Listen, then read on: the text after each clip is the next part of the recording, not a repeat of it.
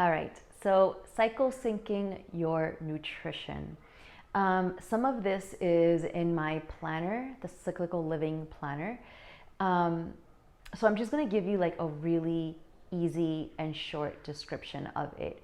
But it is really important to first and foremost start to practice intuitive eating. Yeah. So if there is a program that you are doing where somebody tells you this is what you need and they're giving you a chart, I'm sorry, but it doesn't work. It's just not going to work long term. If you look at nutrition for what it is, and then you look at the energetics of your body and you understand human design and you understand that our bodies are these incredibly advanced forms of technology, you cannot ever give somebody, and I'm telling you this because I come from a nutrition background, it doesn't ever work. You can't give somebody a template and say, this is what you're supposed to be eating on a day-to-day basis. It's not sustainable. And what I mean by sustainable is that you might see the results that someone is supposedly promising you, like less body fat or more lean muscle, right? Like you could see those things happen. I'm not saying you won't. What I'm saying sustainable, my definition of sustainable is mind, body, spirit.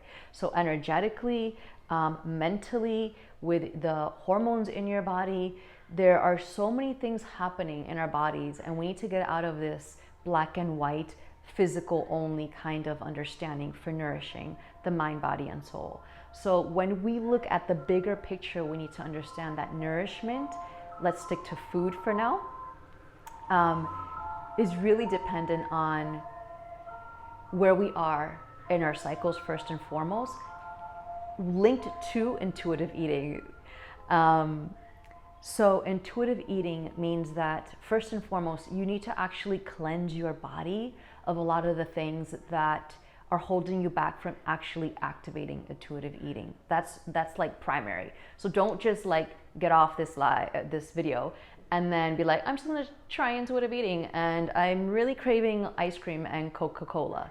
Like, no, that's not true. That's like, you need to detox first. If you need help with that, DM me or message me. I can help you through that process. But once you are in a clear enough body, sort of like cleared out the energy and the toxins and the crap of everything that we put into our bodies, you can start to incorporate intuitive eating.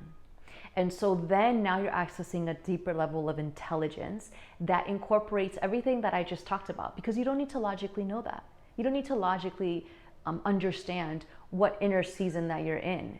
You don't have to know that, but you have to be able to tap into your intuitive eating capabilities, okay?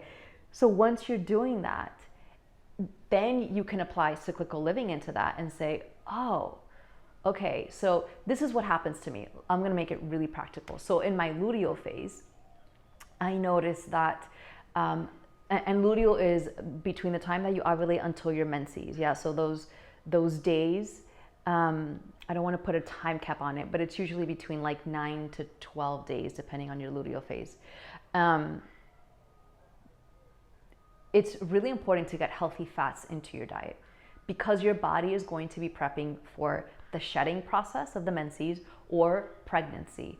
So fats, like natural fats, are really, really important. Now, and another thing that I've noticed, and if you know my work, you already know the answer, is that a huge component of that is a pure form of cacao. So you're going to notice, right, pre-menses, you want more high fat foods, and you also are sort of craving cacao. This is a really good sign that we have to honor and also implement into our life. And if you don't, because you're in some kind of workout routine or challenge where it's like, we are, I don't know, trying to lose fat, whatever the case may be, and you just completely negate that part of your cycle, which happens once a month, right?